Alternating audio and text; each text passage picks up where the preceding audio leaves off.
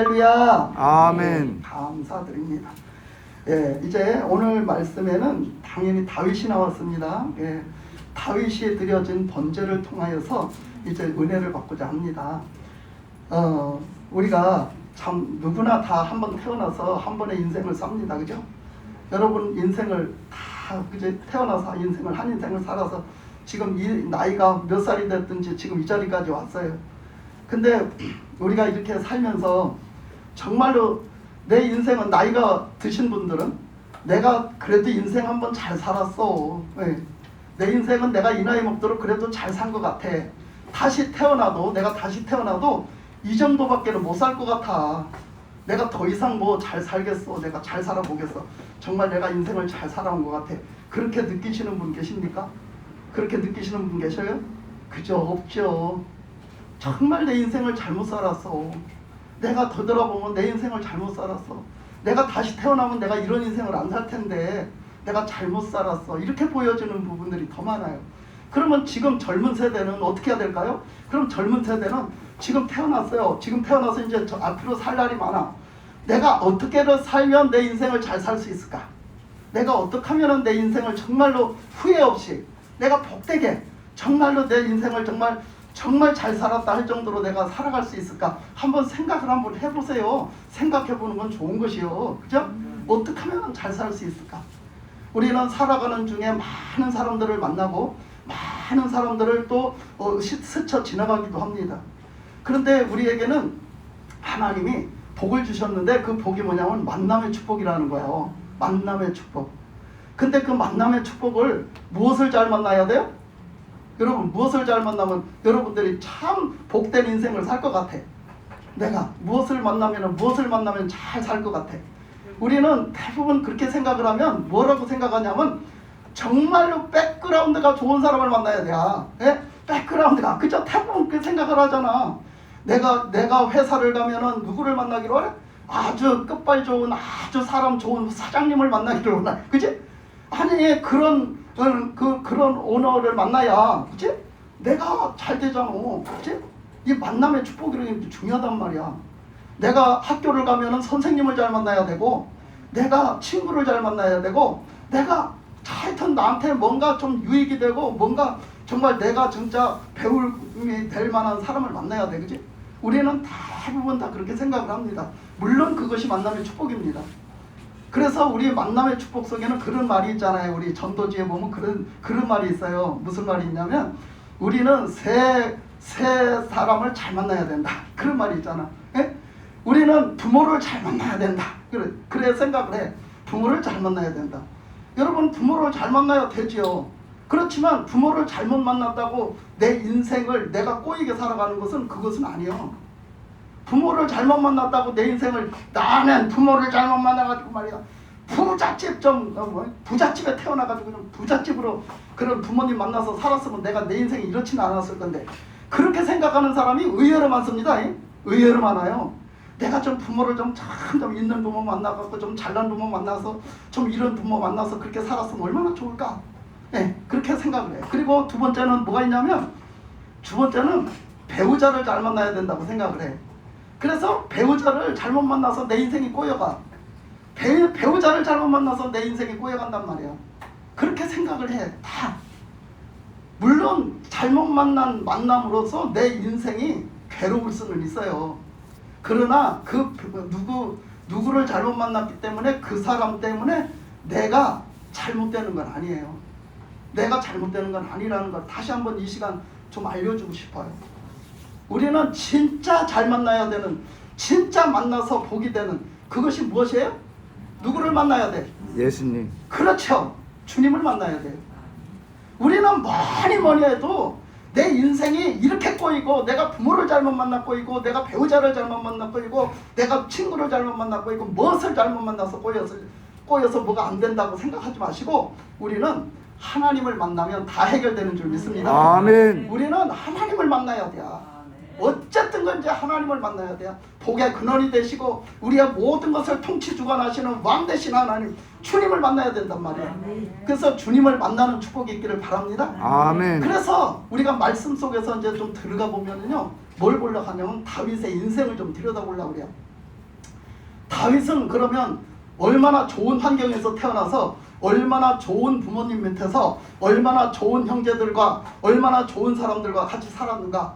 말씀에 들여다보니까 절대로 그런 일은 없어. 그죠? 절대로 그런 일은 없어. 성경에.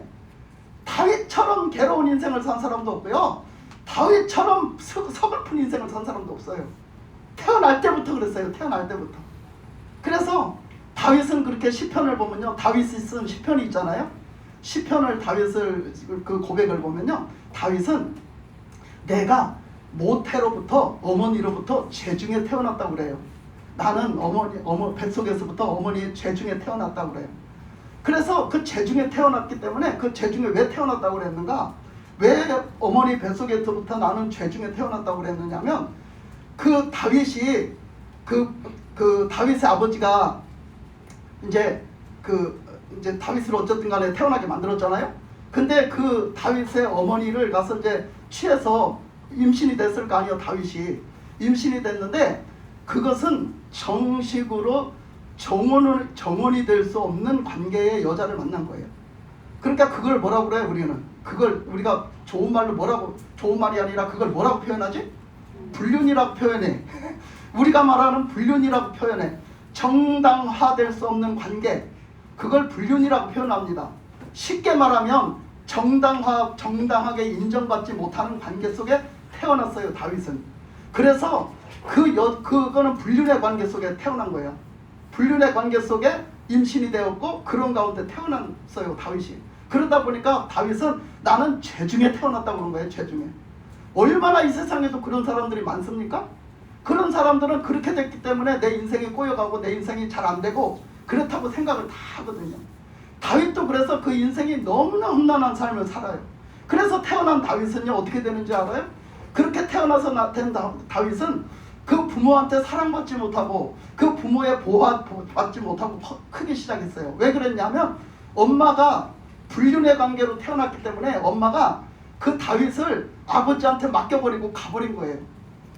그냥 가버린 거예요. 도망가버린 거예요. 그러니까 자기가 키우지를 않고 자기가 난 아이들을 자기가 책임을 진 게 아니라 그 아이를 그 아버지 신랑에게 맡겨놓고 그리고 자기는 그냥 가버린 거예요. 그래서 다윗은 뭐라고 그랬냐면 시편에서 보면요. 뭐라고 말했냐면 나는 부모에게 버림받았다라고 얘기해요. 나는 부모에게 버림받았다라고 그런 말 합니다. 시편 27장 10절에 그렇게 돼 있어요. 나는 부모에게 버림받았다. 근데 하나님은 저 안 버리시겠죠? 하나님은 저 안 버리시죠? 막 이러고 하는 거예요. 그 부모한테 버림을 받았기 때문에 막 너무 절실한 거예요. 그 인생을 사느라고 얼마나 고달프게 살아요. 하나님은 저 안 버리시죠? 하나님은 저를 안 버리시죠? 막 그러면서 기도하는 거예요. 그러니까 그는 그렇게 됐습니다. 그래서 그는 어떤 인생을 살았냐면 거기서 그렇게 해가지고 들어와서 사니까 정당한 자녀의 대우를 받지 못하고 커요. 그는 그렇게 해서 들어와서 그 정당하게 대우를 받고 사는 자식들 틈바구니에 끼어서 살아가는데요. 그 자식들이 다윗을 받아들이지를 않고 홀대하고 너무나 학대를 하는 거예요. 그 부모가 그 정실 부모들이 너무 다윗을 인간 취급을 안 하고 학대를 하는 거예요. 그 학대를 받고 살았던 거예요. 그러니까 다윗은 외부의 다른 사람들보다 학대를 받는 것보다 자기 가족들한테 학대를 받고 살았어요. 사람 취급을 못 받고 살았단 말이에요. 그렇게 사는 게 얼마나 서글프고 힘들었겠어요. 그 삶을 살다가 나중에 집에서도 인정 못 받고 집에서도 홀대함을 받으니까 당연히 남들까지도 당연히 그 다윗을 홀대하는 거예요. 자꾸 인정을 안 하고 자꾸 괴롭히는 거죠. 다윗을. 그래서 다윗은 모든 사람들로부터 괴롭힘을 받으면서 살았던 거예요. 그렇게 살았던 말씀이 있어요. 어디에 있느냐면 자 시편 69편 8절에 보면요. 자 시편 69편 8절 한번 찾아보겠습니다. 자 한번 찾아볼게요.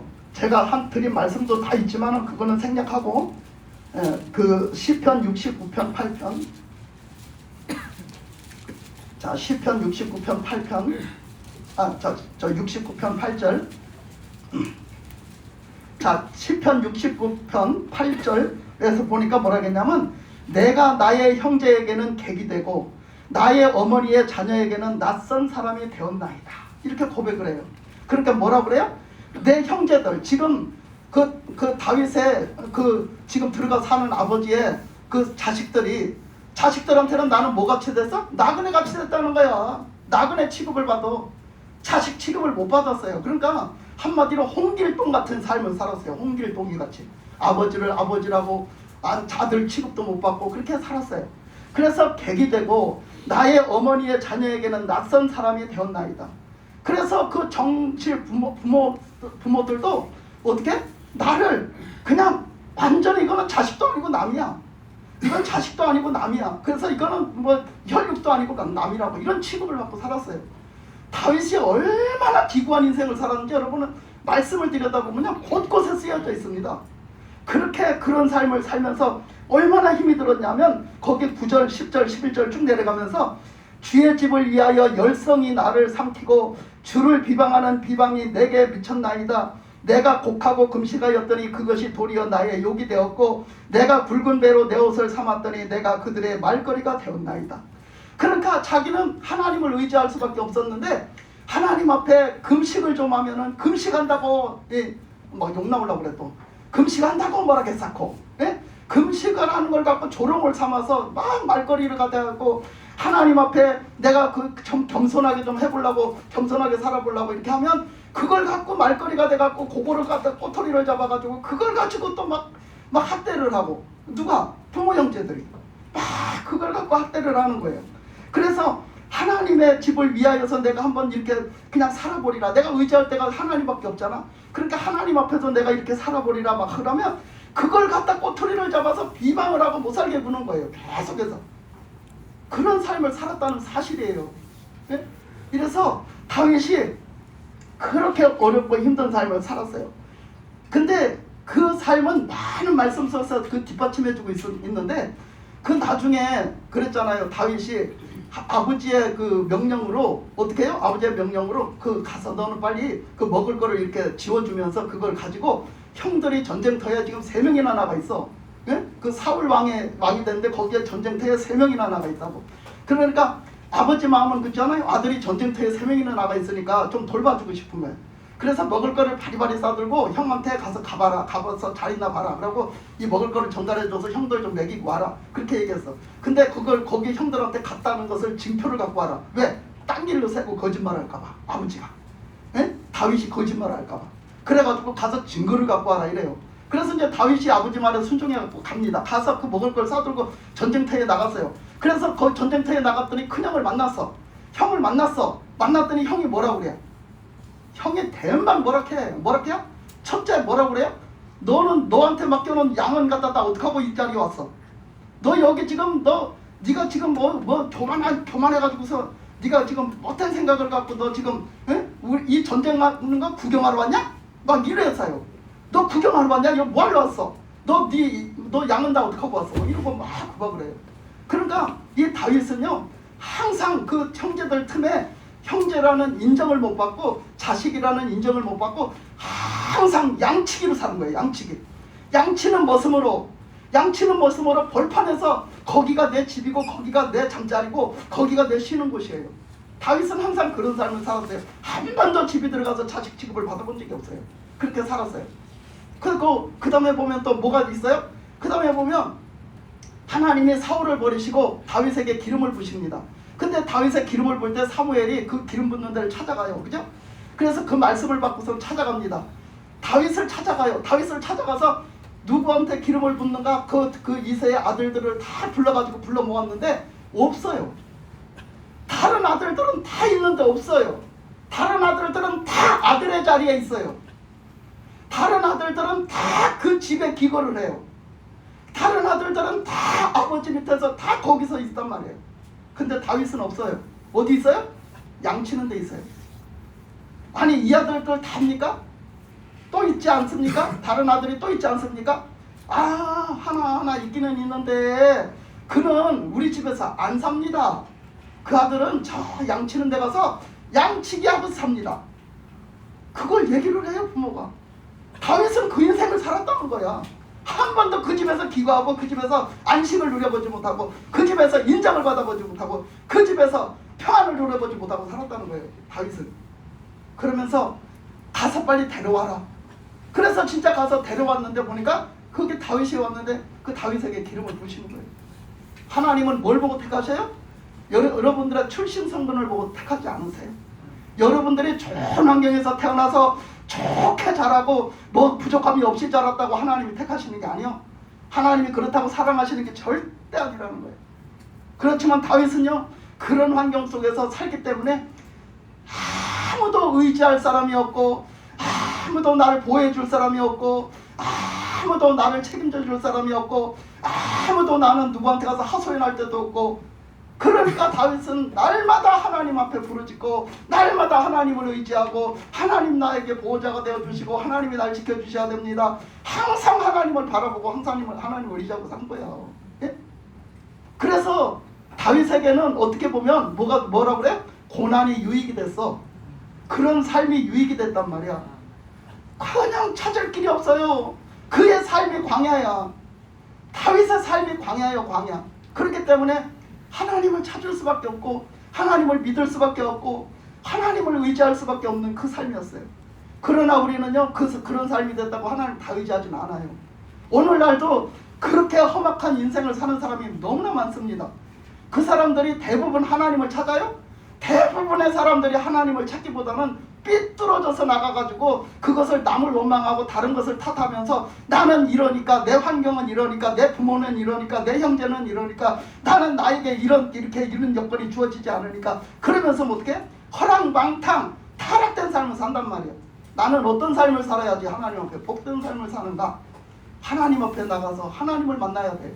하나님을 믿고 하나님 말씀에 순종하는 게 복입니다. 할렐루야. 아멘. 그러니까 그런 삶을 살아야 돼. 근데 하나님은 이 다윗을 그런 가운데 하나님이 다윗을 만나 주시고 다윗에게 믿음을 주시고, 그래서 다윗은 그동안 그렇게 살아가면서 다윗은 정말로 하나님의 마음에 합한, 그래서 이스라엘 백성들의 전체를 품을 수 있는 그런 마음이 생겨져. 그런 품이 생겨집니다. 그래서 그런 걸 보면 여러분, 우리가 그냥 좋은 환경에 태어나서 좋게만 자라면은요, 절대로 그런 마음, 그런 품이 생길 수가 없어요. 우리가 누구를 보면 알 수가 있냐면 요셉을 보면 알아요. 요셉이 얼마나 아버지에게 사랑받고 좋은 조건 속에서 좋은 사랑을 받으면서 자랐습니까? 그죠? 그 형제들이 질투를 할 정도로, 그 시샘을 부릴 정도로 그 요셉은 그런 환경 속에서 자랐어요. 그런데 하나님은 요셉에 대한 뜻이 계시단 말이야. 요셉에 대한 뜻이 계셔. 그러니까 그 요셉은 결국은 그 모든 사랑받던 존경받던 그 여러 가지의 것을 다 벗어버리게 되고 다 놓쳐버리게 되고, 그리고 그는 팔려가서 이제는 그냥 정말로 누구도 알아주지 않는, 누구도 정말 나를 갖다가 저게 도와주지 않는 그런 종살이로 빠지게 돼요. 그죠? 종살이로 팔려가 겨우 목숨을 건져가지고 종으로 팔려가서 그때부터 그냥 어려운 그 생활을 하게 됩니다. 그 어려운 생활을 통해서 요셉은 항상 그의 마음을 보면 어디에 맞춰져 있어요? 그런 가운데도 항상 하나님을 향해 있어요. 요셉의 마음이 하나님을 향해 있어요. 그러면서 그 속에서 살면서 하나님을 향해서 기도하고 넓히고 향해서 바라고 하나님을 의지하면서 그렇게 살아갔던 그 요셉을 하나님이 그 마음의 폭을 넓히고 그를 훈련시키고 연단시켜서 결국은 그것이 준비가 다 되니까 하나님이 어떻게 했어요? 요셉을 높은 자리에 올리기 시작하셨잖아요. 그래서 그는 어떻게 했어요? 이제는 총리가 됐고, 대표하는 이제 그 왕을 대신하는 총리가 됐고, 그래서 그 나라에 큰 책임을 맡게 됐어요. 그죠? 요셉이 나라에 큰 책임을 맡게 됐는데, 그 나라에 큰 책임을 맡고서 그 다음에 이스라엘 백성들을 그것을 하는 것을 보고 이스라엘 백성들을 다시 요셉의 손에 하나님이 붙여주시잖아요. 그 붙여주셨을 때 요셉은 거기서 뭐를 합니까? 요셉은 거기서 그 형제들을 봤을 때 어떤 마음이 일어나겠어? 분노가 일어나지. 예? 나를 죽이려고 했잖아? 나를 팔아먹어버렸잖아? 내 인생에 이 괴로운 인생을 살아가는 게 원인이 어디서부터 시작됐어? 형들이 나를 팔아서 그랬잖아. 형들이 나를 팔아먹고 나를 죽이려고 했기 때문에 내 인생에 꼬여서 이렇게 왔잖아. 그런 생각이 들었을 거예요. 왜 없었겠어요? 근데 요셉은 그것을 뛰어넘어서 다음 단계로 그걸 돌려요. 그동안 연단받고 훈련받고 오직 하나님으로 산 세월 속에 주님의 마음을 가진 자가 되었어요. 그래서 뭐라고 해요? 그가 그 형들을 용서합니다.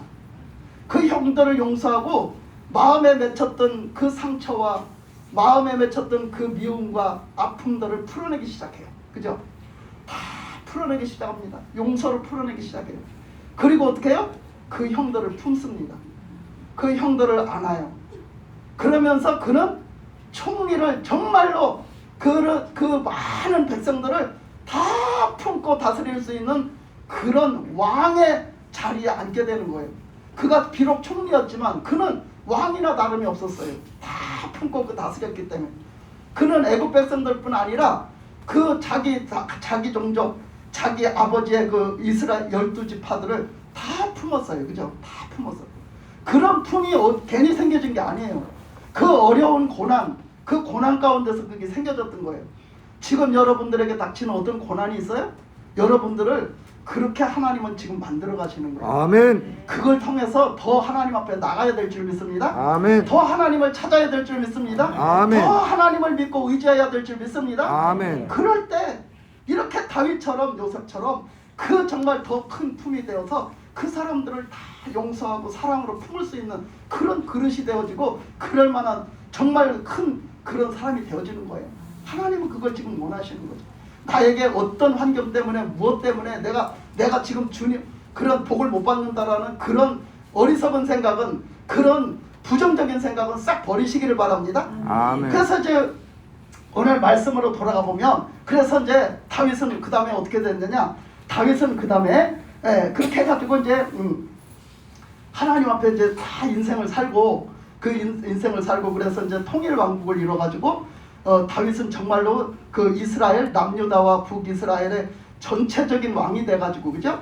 처음에는 유다 족속 자기들의 유다 족속 사람이잖아 그 다윗이. 그러니까 자기 족속에서만 인정받는 왕이었더니 이제는 어떻게 해요? 전체적인 북이스라엘까지도 전체적인 12지파의 왕이 됐어요. 통일왕국이 돼서.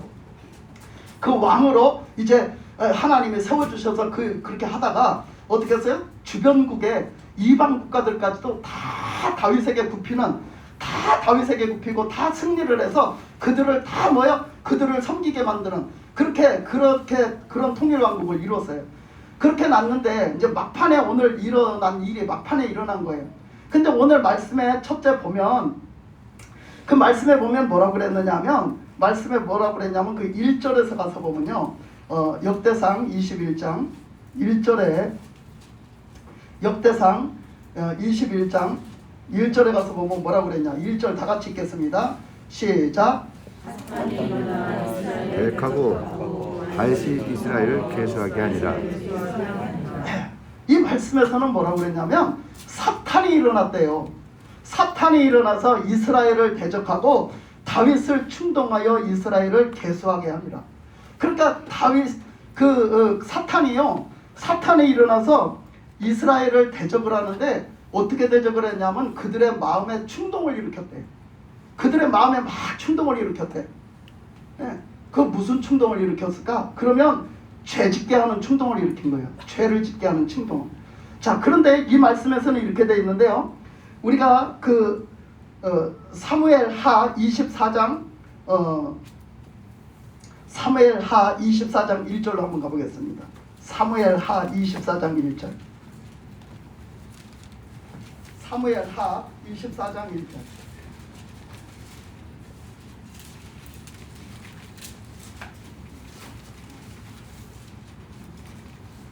자, 사무엘하 24장 1절 다 같이 한번 읽겠습니다. 다 같이 시작. 여호와께서 다시 이스라엘을 향하여 진노하사 그들을 치시려고 다윗을 격동시키사 가서 이스라엘과 유다의 인물을 조사하라 하신지라. 이 똑같은 말씀이에요. 똑같은 장면인데 여기 역대기에서는 이렇게 기록이 되어 있었고 지금 이 왕정기에서는 이렇게 지금 그 왕의 그 시대에서는 이렇게 지금 기록이 되어 있어요. 그러니까 보니까 24장 말씀에서는 하나님께서 여호와께서 다시 이스라엘을 향하여 진노하셨대요. 왜 진노하셨을까? 하나님이 진노하실 때는 어떨 때 진노를 하세요? 죄를 질 때요. 하나님의 말씀에 순종해서 살지 않고 죄를 질 때 하나님은 진노하신단 말이에요. 참고 참다가 진노하신단 말이에요. 그래서 그들을 뭐 하려고? 진노하사 그들을 뭐 하려고? 치시려고 하나님이 이스라엘 백성들을 지금 치시려고 다윗을 어떻게 했다? 격동시켰다는 거예요. 그렇게 원인은 어디 있어요 지금? 이스라엘 백성들의 범죄에 있는 거예요. 다윗의 범죄에 있는 게 아니라 이스라엘 백성들의 범죄에 있는 거예요. 그래서 이스라엘 백성들이 자꾸 하나님 앞에 또 범죄를 저지르는 거예요. 지금 다윗이 통치하고 있는데 이스라엘 백성들이 자꾸 살살 교만해져. 그래가지고 자꾸 하나님 앞에 죄를 짓고 살살 하나님을 자꾸 하나님이 이제 치시고 하나님이 이제 때리셔서 벌을 주실 지경에까지 이르렀어요. 그러니까 그것이 뭘까? 뭐 때문에 하나님 앞에 이렇게 죄를 짓고 자꾸 이렇게 교만해져 갖고 하나님 앞에 결국은 매를 맞게 되기까지 왜 그렇게 됐을까?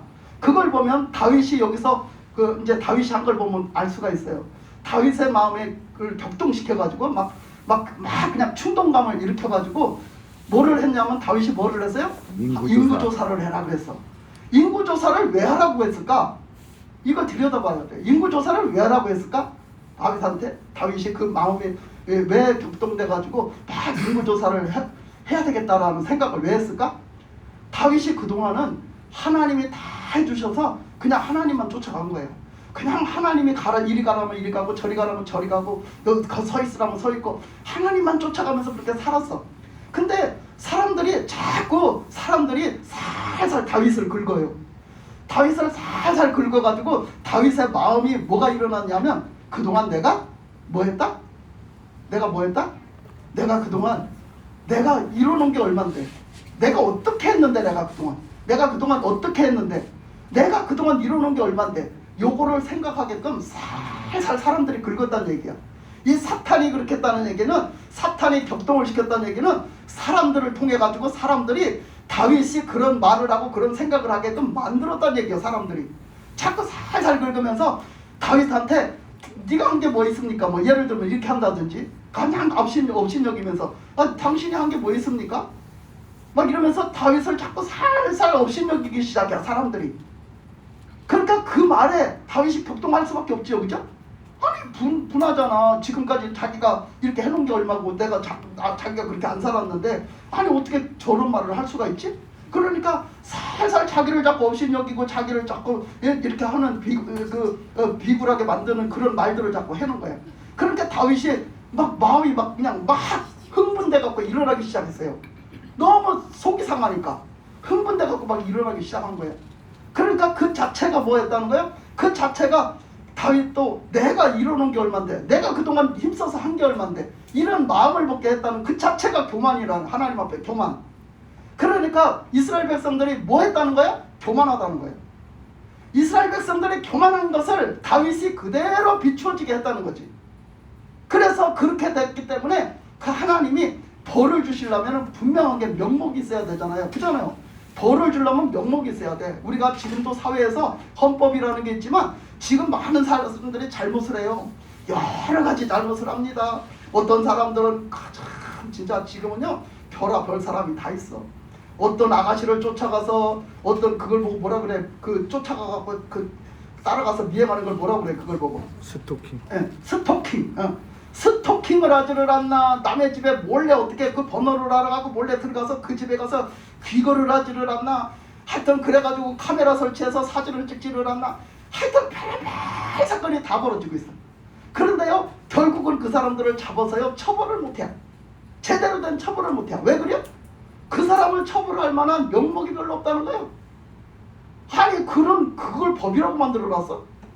그 명목이 있어야 처벌을 하잖아요. 그 사람이 죄를 졌어도 처벌을 하잖아. 똑같은 거야. 지금 하나님이 지금 처벌을 하셔야 되겠는데 명목이 있어야 처벌을 하잖아. 명목이 없어. 그래서 하나님은 그들이 교만함을 깨우쳐 주시는 거예요. 교만해서 처벌을 받아야 될 걸 하나님이 깨우쳐 주셔서 다윗이 교만하게 할 수밖에 없도록 하나님이 만드신 거예요. 그래서 누가 그랬다고 했어요? 그 24장에서 사무엘하 24장에서 누가 했다고 그랬어요? 여호와께서 다시 이스라엘을 향하여 진노하사 그들을 치시려고 다윗을 격동시켰대잖아요. 그러니까 이스라엘 백성들이 지금 매를 맞을 수밖에 없게 하는 거예요. 근데 그 매를 맞을 수밖에 없는 일을 처벌을 해야 되겠는데 그 처벌을 하는데 그 명목이 없어요. 그래서 어떻게? 다윗이 그 똑같은 죄를 짓게 만드는 거예요. 그래서 죄를 짓게 만들어서 그걸로 통해 가지고 어떻게 해요? 이제 처벌을 하게 만드는 거죠. 그래서 그 처벌을 하는데 하나님은 왜 이렇게 그걸 그냥 이렇게 그냥 지나치고 가시지 그걸 이렇게 해서 이렇게 하실까? 그렇게 하는데 이제 그 본문의 말씀이 이제 오늘 펼쳐지는 거예요. 그래서 다시 역대상 21장으로 돌아가면요, 그 사탄이 그래 일어나서 그 이스라엘을 대적하고 다윗을 충동하여 이스라엘을 계수하게 하니라. 그래서 결국은 뭐야? 그 교만하게 만들었던 그것이 누구라? 그것이 바로 사탄이야. 우리는 교만하면요 사탄이 역사를 해. 그렇게 절대적으로 하나님 앞에서 겸손하시기 바랍니다. 아멘. 하나님 앞에서 겸손해야 돼요. 그래서 이렇게 이제 하여튼 그런 일이 벌어졌어요. 그런 일이 벌어졌는데 그 역대 사무엘 하에서는요, 그 10절에 보면은 오늘 21장 역대상 21장 7절 8절 그 말씀이 그대로 같이 기록이 되어 있는데 그 뭐라 그랬냐면 오늘 21장 7절 8절에서 보면 하나님이 이 일을 악하게 여기사 이스라엘을 치심에 다윗이 하나님께 아뢰되 내가 이 일을 행함으로 큰 죄를 범하였나이다. 그리고 대번 그걸 죄악인지 알았어. 그래서 그 사무엘 하에서는 그 인구조사를 하다가 나중에 인구조사를 다 맞춰가는데 그 요압이 뭐라고 하면 거짓말했어요. 그죠? 하다 말았잖아. 하다가 다 안 하고 그냥 대충 그냥 얼버무려가지고 이제 갖다 줬어요. 다 했다고 갖다 줬어. 그랬더니 다윗이 그 인구조사가 끝나니까 그때 알았다겠잖아. 내가 죄를 졌구나. 내가 하나님 앞에 잘못했구나. 그때서 알고 하나님 앞에 납죽 엎드린 거예요. 하나님, 제가 죄를 범하였습니다. 죽을 죄를 졌습니다. 그러고 엎드립니다. 그래 오늘 그 말씀이 오늘 21장에서는 이렇게 7절 8절 말씀을 통해서 이제 이렇게 증거된 거예요. 그래서 그 다윗이 그때서 그걸 깨닫고 하나님 앞에 납죽 엎드리는 거예요. 제가 큰 죄를 범했습니다. 죽을 죄를 졌습니다. 그렇게 했어요. 그랬더니 하나님께서 그냥 안 넘어가시고 처벌을 해야 된다 했잖아. 처벌하려고 했다 했잖아. 그래서 하나님께서는 죄를 짓으면 처벌을 받아야지. 그래가지고 처벌을 내리시는데 그렇잖아요. 다윗이 잘못했으면 다윗한테만 주면 되잖아. 그치? 근데 아니에요. 아까 그 말씀에 뭐라 해서 이스라엘 백성들이 잘못했기 때문에 이스라엘 백성들을 처벌하려고 하시는 거예요. 그래서 거기서 보면 그 처벌을 해야 되겠는데 처벌을 말씀하세요. 뭘 갖다 하셔요? 선지자를 통해서 말씀을 하시는데 그 갓이라는 선지자를 통해서 그 11절 12절에서 보면 갓이라는 선지자를 통해서 말씀을 하시는데 너가 그럼 잘못했으면 처벌을 받아라. 회개를 했는데 하나님이 그러세요. 너가 잘못했으면 처벌을 받아라. 선지자를 통해서 말씀을 하세요. 그 처벌이 뭐냐? 3가지를 줄 테니까 이 3가지 중에 하나 골라 잡아. 그렇게 말해요. 그래서 하나는 뭐예요? 3년 동안 기근을 당하는 거야. 여러분 3년 세월이요, 길다면 길고, 그죠? 길다면 긴 거예요. 3년 세월을 먹을 것이 없고 그냥 기근에 시달려가지고 그냥 다 백성들이 못 살아봐야 그거 어떡할 거야. 그리고 그게 길다면 긴 거예요. 또 하나는 석 달 동안 적군에게 맨날 쫓겨다니는 거야. 그러니까 나라를 다 뺏기는 거야. 나라를 다 뺏기고 맨날 쫓겨다니는 거야. 그래서 적군들한테 그냥 3개월 동안을 쫓겨다녀야 돼. 그리고 3번째는 뭐냐면 사흘 동안. 그러니까 지금 3자로만 나가요. 하나는 3년, 하나는 3개월, 하나는 3일이야. 3일 동안 뭐야? 3일 동안 그 유행병이 돌아. 연병이 돌아가지고 3일 동안 그 연병을 당해서 연병 걸리면 뭐야? 다 죽어 사람들이. 연병 걸리면 다 죽는단 말이에요. 근데 그렇게 그 연병을 걸리게 하는데 하나님이 걸리게 하는데 그 결국은 그걸 누가 지금 주장하고 있다? 하나님이 주장하고 있다. 그렇게 해가지고 그 3가지 중에 어떤 걸 받을래? 그러니까 다윗이 가만히 생각을 해봤어요. 생각을 해보니까 3년 동안의 기근은 너무 길어. 이걸 감당하는 게 너무 힘이 들 거야. 그래서 또 2번째 3달 동안 적군한테 시달리는 것은 그거는 적군의 손에 넘긴다는 얘기인데 적군한테 그 시달리는 건 그건 있을 수가 없어. 적군한테 하나님의 백성이 돼가지고 그거는 있을 수가 없어. 그래가지고 제일 짧기도 하지만은 이 언약의 기근은 뭐라고 그랬어요? 이것은 하나님 손에 있어. 내가 이걸 당해도 하나님 손에서 당하겠습니다. 예, 하나님 손에서 당하겠습니다. 내가 무엇을 안 좋은 걸 당해도 하나님 손에 맡기고 하나님 손에서 당하겠습니다. 그리고 3일 언약을 택했어요. 다윗이 그걸 딱 택해서 이 벌을 받겠습니다. 그랬더니 싹 이스라엘 전체 백성에게 언약이 퍼지기 시작한 거예요. 이 전염병이 퍼진 거예요. 이 코로나보다 더한 언약이 퍼져버린 거예요. 이 코로나보다 더한 언약이 싹 퍼져버리니까 사람들이 언약이 걸려 다 죽는 거야. 그 연병이 걸려서 다 죽어버리는 거예요. 그래가지고 얼마나 죽었는가? 얼마나 죽었어요? 예, 거기 14절에 있죠. 14절에 보면 이에 여호와께서 이스라엘 백성에게 전염병을 내리심에 이스라엘 백성 중에서 죽은 자가 7만 명이었대. 7만 명이 죽었어. 연병이 걸려서 7만 명이 죽었다고. 우리의 죽고 사는 문제가 하나님 손에 달렸습니다. 아멘. 하나님이 우리를 살리셔야 사는 거예요. 할렐루야. 하나님은 우리의 생명의 주가 되시는 줄 믿습니다. 아멘. 그래서 이제 죄의 문제를 해결을 하고 이스라엘 백성들이 그 죄의 대가를 받고 그리고 이제 바로 섭니다. 죽을 사람 죽고. 그러니까 이 7만 명이라는 사람이 죽었다는 것은 하나님 앞에 이제 제사를 드리고 예배를 드려야 되는데 이 죄가 있으면 하나님이 받으셔요, 안 받으셔요? 안 받으셔요. 그래서 하나님은 이 다윗의 말년에 이 모든 것을 다시 재정립해 나가시는 거예요. 다시 다 재정립하셔가지고 하나님 앞에서 잘못된 그 죄악의 그것들을 하나님께서는 다 그것을 다 그 죄의 문제를 해결하시고 그리고 하나님 앞에 나가게 하시는 모습을 이제부터 볼 수가 있는데 그래서 그렇게 해서 그 언약에서 이제 3일이 지났단 말이에요. 그래서 3일이 지나서 7만 명이 죽고 3일이 지나니까 하나님께서 드디어 말씀을 하셨어요. 하나님께서 드디어 말씀을 하셨는데 그 18절에 보니까 뭐라고 하셨냐면 여호와의 천사가 갓에게 명령하여 다윗에게 이르기를 그러니까 여호와의 천사가 갓이라는 선지자를 통해서 말을 했어요. 그래서 말을 하니까 갓이라는 선지자가 그 말을 그 다윗에게 전해줬다는 얘기예요. 그래서 전해주셨는데 그게 뭐냐면 다윗에게 이르기를 다윗은 올라가서 여부스 사람 오르난의 타작마당에서 여호와를 위하여 제단을 쌓으라 하신지라 그랬어요. 그러니까 어떡하래요? 오르난의 타작마당에 가서 제단을 쌓으라 딱 정해줬어요. 딱 정해줬어. 그러니까 여기서 타작마당이 나와요. 하나님은 타작마당이 지금 많이 있습니다. 그렇지만 하나님은 택했어요. 오르난의 타작마당을. 오르난이라는 사람을 딱 택했단 말이에요. 거기가 하나님이 앞에 택함 받은 거예요. 그래서 거기를 딱 정해주시고 아무 타작마당이나 말고 어디로 가면은 오르난이라는 사람이 있어. 근데 그 타작마당이 지금 타작마당에 타작을 하고 있어. 이랬다는 것은 그 타작마당은 뭐라냐면 하나님의 심판의 자리예요. 이거는 하나님의 심판의 자리를 타작마당으로 비유를 합니다. 실제적인 타작마당은 알곡을 뭐요? 타작은 뭐요? 다 농사진 것을 걷어가지고 그거를 추수하는 자리란 말이야. 그것이 바로 뭐요? 우리의 심판에 우리를 심판하는 자리요. 그래서 그 심판하는 자리 하나님 앞에 심판을 받고 그걸 이렇게 뭐야? 비춰보는 거지. 이제 뭔가 죄가 있으면 어쩌겠어? 죄가 있으면 죽어.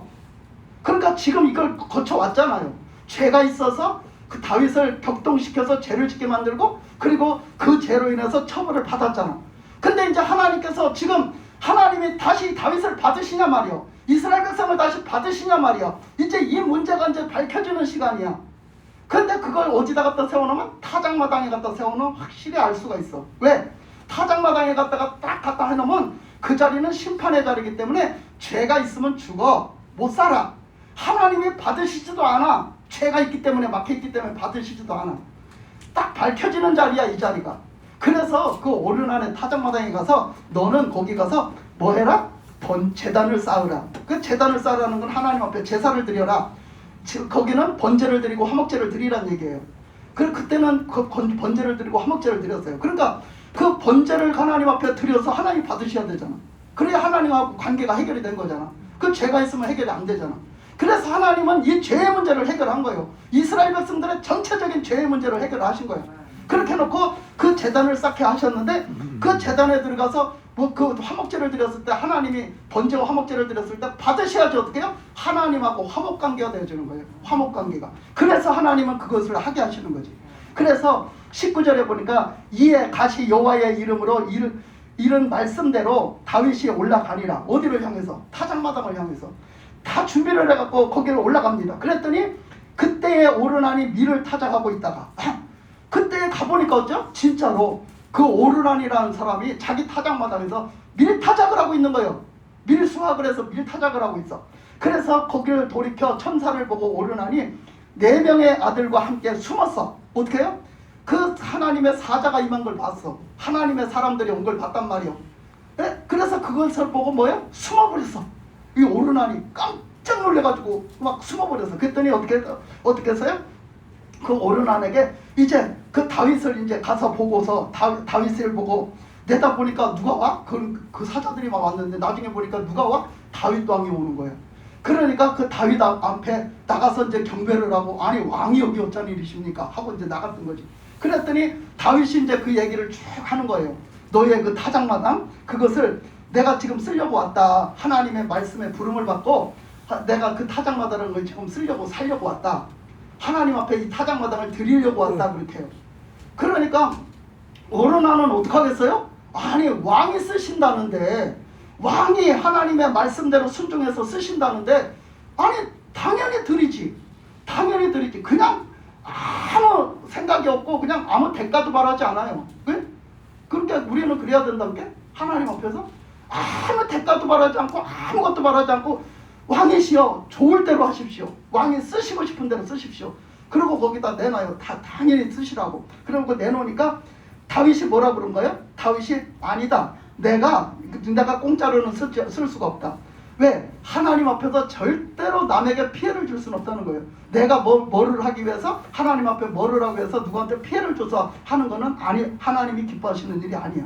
그래서 다윗이 내가 너한테서 이것을 뺏어서 공짜로 쓰겠다는 얘기가 아니라 너한테 그만한 대가를 넉넉하게 지불하고 이 타작마당을 사서 내가 하나님 앞에 드리리라.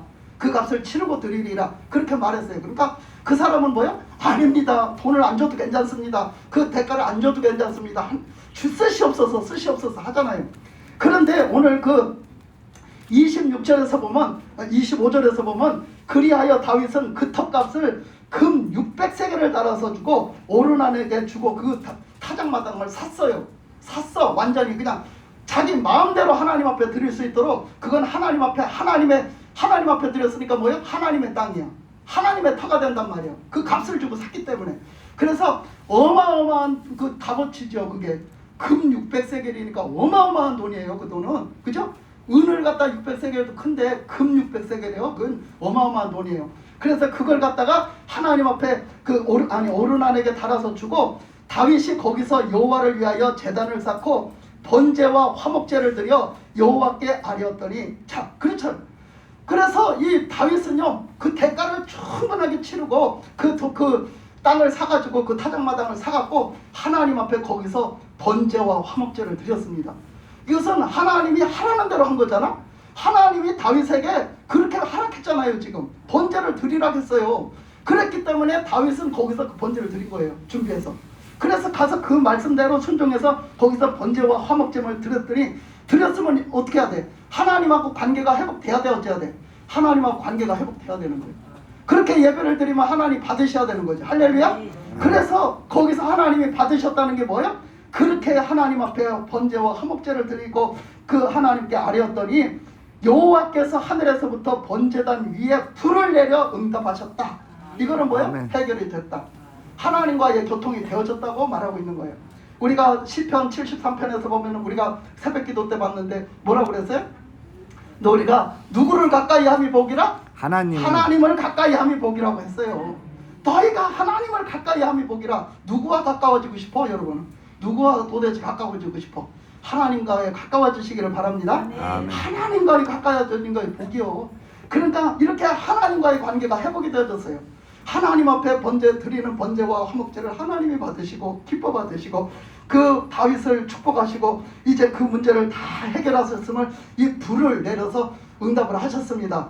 주여 우리 지금 이 시간에도 불을 내려 주시옵소서. 아멘. 성령의 불을 내려 주시옵소서. 아멘. 할렐루야. 아멘. 주님 이 시간 축복하여 주시옵소서. 아멘. 우리들 예배드리는 예배를 받으시고 우리의 심령 가운데 주님의 성령의 불을 부어 주시옵소서. 아멘. 그래서 여호와께서 천사를 명령하심에 그가 칼을 칼집에 꽂았더라. 그때에 다윗이 여호와께 여부스 사람 오르난 타작마당에서 응답하심을 보고 거기서 제사를 드렸으니, 자 그래서 어떻게 그 타작마당에서 제사 드림으로 하나님이 응답하셨단 말이에요. 그래서 하나님과의 관계가 이렇게 해결되어지고, 그리고 하나님이 그 제사를 기뻐 받으신 걸 볼 수가 있어요.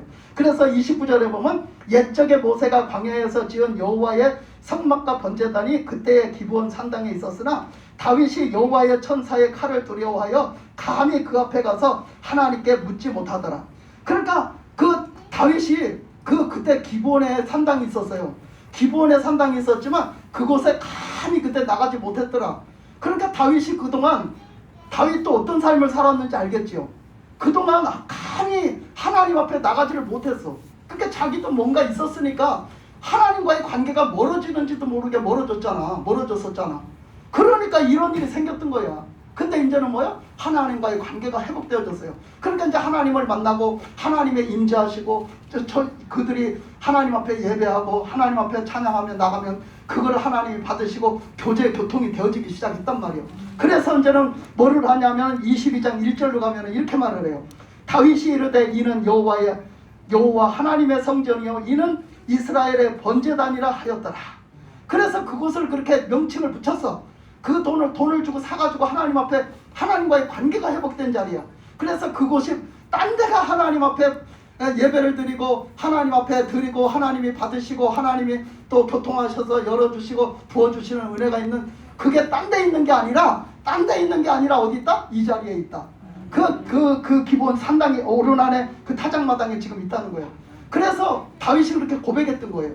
그래서 그 고백으로 어떻게 됐어요? 이 교회가 이 자리가 결국은 이제 성전이 서는 성전 자리가 되어졌죠.